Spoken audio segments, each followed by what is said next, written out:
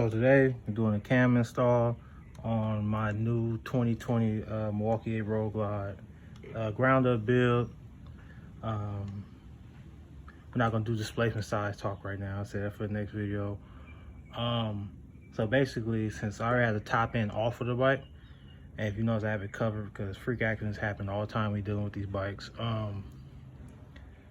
I'm gonna just install the cam. There's less pressure on the cam.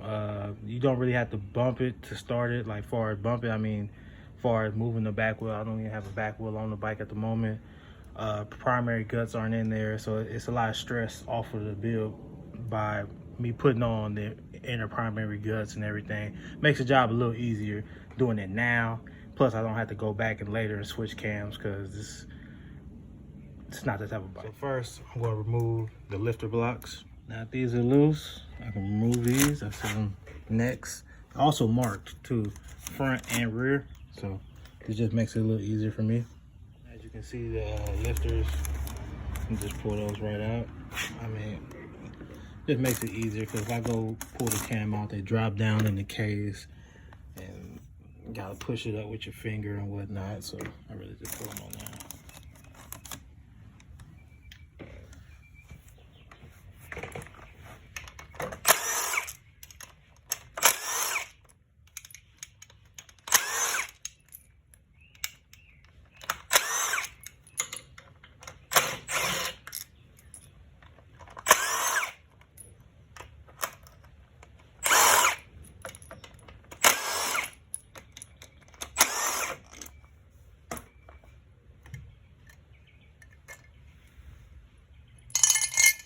So a little bit of oil in there. Nice James gasket. Put it down here.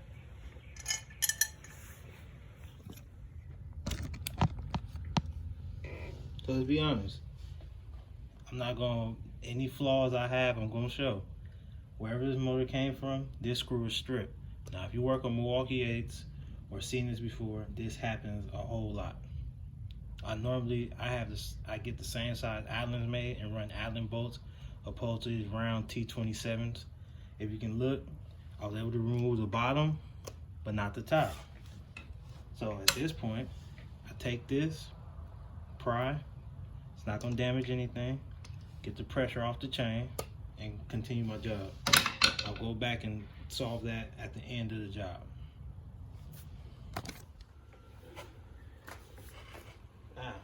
Time to remove the cam plate. I'm gonna teach you guys a trick if you don't know. It'll be very simple. Cut your work down by a whole lot.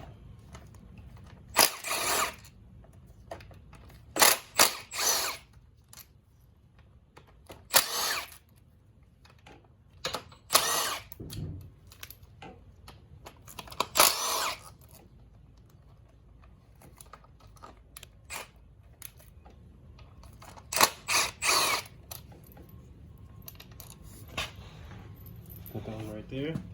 Okay, now if you see, I left all the oil pump screws. There's 4 of them, 1, 2, 3, and 4. So if I come here,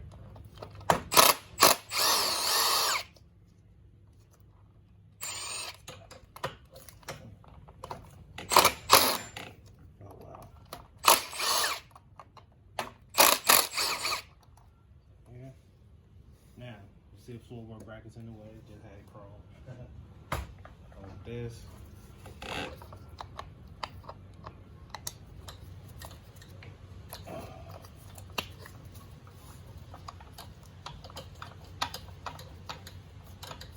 My videos, I just want to show real life, you know, and not another, you know, skipping things. Now, if I skip things, it's because it probably took too long. I'm not gonna waste my time on that.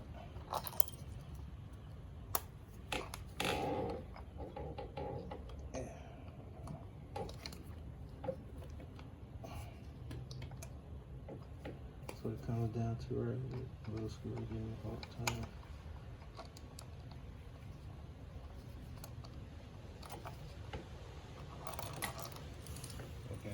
Oil pump screws, much longer than all the rest. So, take my finger.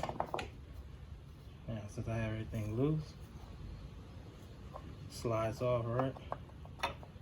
Notice where my finger is. I'm holding the oil pump in place. So if I would let them screws in and pull the whole oil pump out, it creates me a new job. Now I'm going to inspect while I'm in here, but it would start me a whole nother job. Now I got to line the oil pump back on all the gears, make sure all the rubber is in there. Me knowing the history of the motor, this stuff was just installed not too long ago. This a new cam bearing in this. I know who did the work. Stock cam. You can't tell by looking at it. I mean, if you're really into this, you can kind of tell. But I have a new S&S 575. Lobes much bigger, much bigger. Basically gonna be a highway bike. It's gonna be a bike I'm taking cross country in a few months, and I try to switch up my bikes every year. So I need to have the power down I'm used to at least. So at this point, take this. It's my favorite part. Take the grease, the whole cam, the whole thing. Every lobe, every part. Take you some more. Put on the cam bearing, even though I told you they were new. Still want to put some back there. I'm going every hole. Key to a good running motor is being smooth. I don't care how fast it is. Everything working together, that makes it smooth. Put some on the current. Now, go back.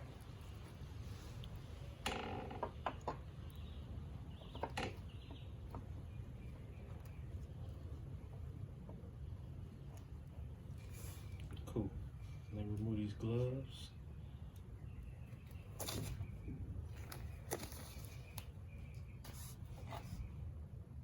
So set the plate back on, pre-start screws.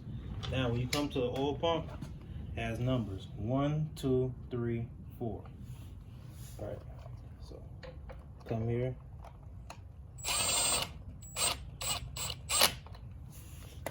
1, 2, 3. Remember earlier I had a little problem with the tensioner being away.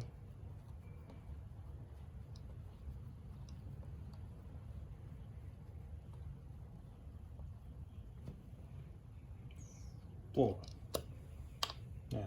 Now the torque pounds are not that much. I have a preset impact, so it knows when to stop.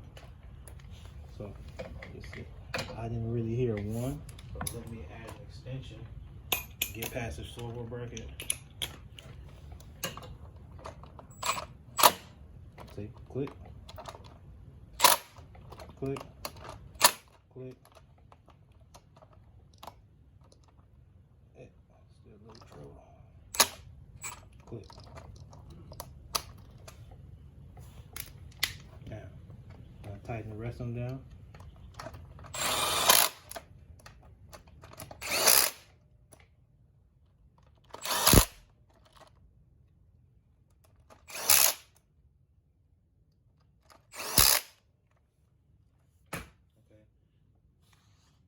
Look here, move this back and forth. Now what the washer does, which I'm about to install, brings it to the perfect line.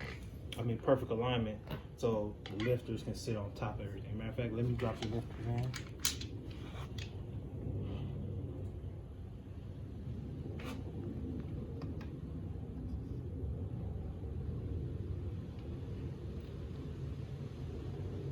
I have a mark, so I know which one. And I'm not gonna put the lifter block covers back on because, like I said, I'm still waiting on S&S lifter guide retainers.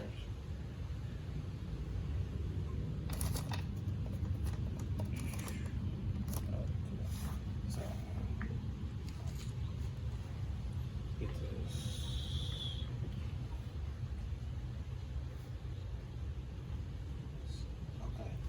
Now it has a certain mark for the teeth on the cam. We're gonna do it like this. So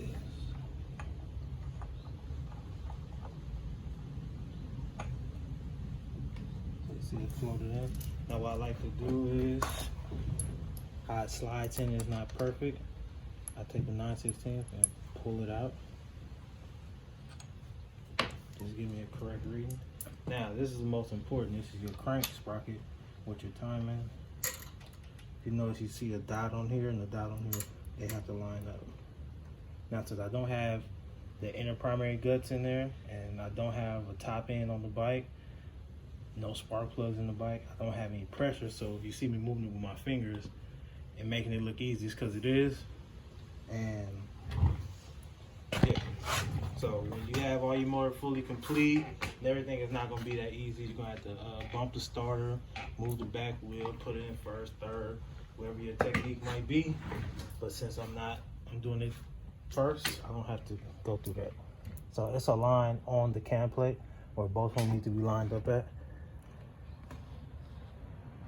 Almost there. Perfect. So I'll take this one and do the same. Dots lined up a little bit more. Okay. Perfect. Okay. Now since they're lined up now, what I do is take them back off. Pull line my chain on one, take it back off. Line them up on the chain. So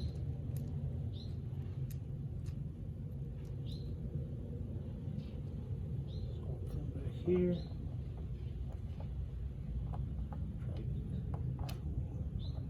Try to get started. Okay. So on that one, I'm on the crank. Perfect.